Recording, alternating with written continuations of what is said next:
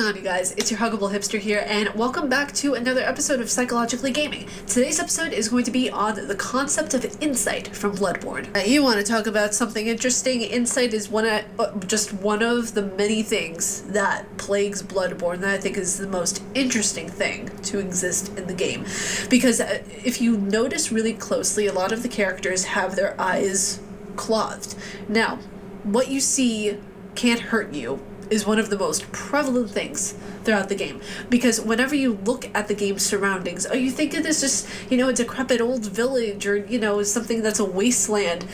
No, my friends. If you look really closely and you rack up those insight points to at least 50, you will start to see the things that are not there before you beat the boss, Rom, the vacuous spider. Beating Rom, the vacuous spider, like I said in the review, unlifts this kind of veil that shows everything for what it is. Now, psychologically, having the concept of what you see can't hurt you is very prevalent because the mind kind of just wants to lock itself onto the most positive thing. Remember, the brain is there to keep you alive. It's there to regulate you, it's there to keep you alive, it's there to make your life as comfortable as humanly possible and to kind of just push you in the direction of the things that will not hurt. It's one of the reasons that we have dissociative identity disorder, having multiple alters to carry different types of trauma. Like in the game, if you can't see those horrible amygdalas and you can't see those horrible beasts and everything that try to hurt you, they're really not there. What's not seen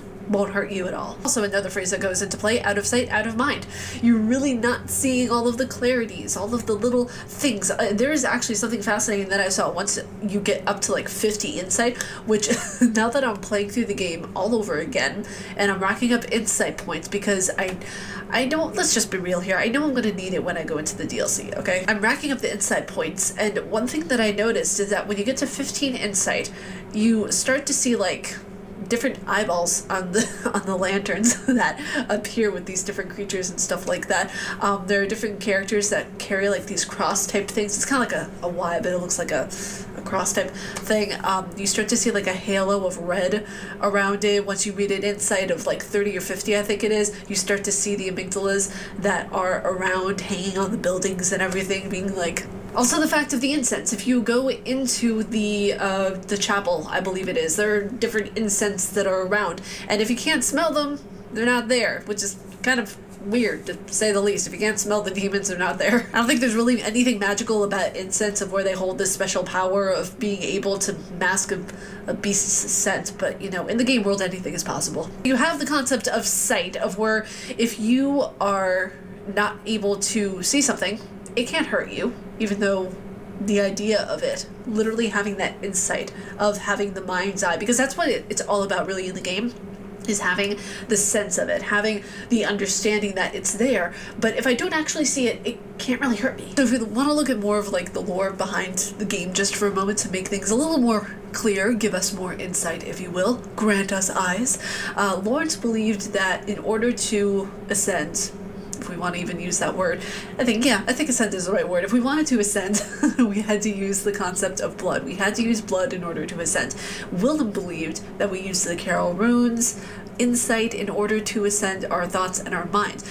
It was actually really interesting because whenever you're like seeing more of the story pan out, it's all about ascension. It's all about getting your mind to the highest point of existence. Which is why I think in one of the cutscenes it was so cool of when Master Willem was like, you fear the old blood. It was H.P. Lovecraft that stated the oldest and strongest form of emotion in mankind is fear. The strongest kind of fear is fear of the unknown. Insight is granting us eyes to basically see beyond the unknown, having that kind of psychological ascension that, every cult wishes that they had. I think the best part of this game and seeing the insight concept is seeing that how people, there are different kinds of insight for different kinds of people. People will mentally and physically see things differently than others. I find it so fascinating, like certain characters and certain creatures in the game have so many different kinds of eyes. Is that because they have already gone mad from, being a scourged beast or something like that? They've already gone completely they're full of insight, they're full of knowledge, they're full of what they saw the world, and they saw that it was ugly, and they became part of that ugliness. So they have like all of these eyes all around them. It's interesting concepts to think about. You know, even when Mikolash says, grant us eyes, grant us the power, like he didn't say this next part, but you know, it's kind of like granting us the power to see beyond what we see on this physical plane to an extent. So the concept of insight within this game psychologically is fascinating, absolutely fascinating. Also, you could take it to a more intense, literal, objective point of the psychology of insight, and it states here that in psychology, a person's level of insight refers to the degree to which they recognize that their problem is in fact a problem.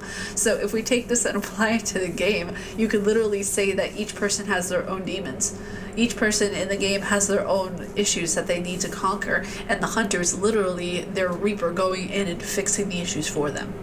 So having all of these different characters with cloths over their eyes, with their eyes removed, literally means that they are not seeing the problem that is right in front of them. But you guys, that was it for today's episode of Psychologically Gaming. If you guys like my face and what I do, please be sure to subscribe and hit the bell down below. And I also have a Patreon. If you guys want to support or join one of the tiers, there is down in the description below for your viewing pleasure. And in advance, if you guys do decide to join, for those of you who aren't joined already, thank you so much. It always helps out the channel a butt ton. Stay casual with you guys, and I'll see you all in the next video, which tomorrow there's going to be a podcast, and then there's going to be another video that will be a trailer review to Morbius. I'm so excited. I cannot wait to see Jared Leto act this character out. It is just, this role is perfect for him, okay? But I'll see you all in the next one. Bye!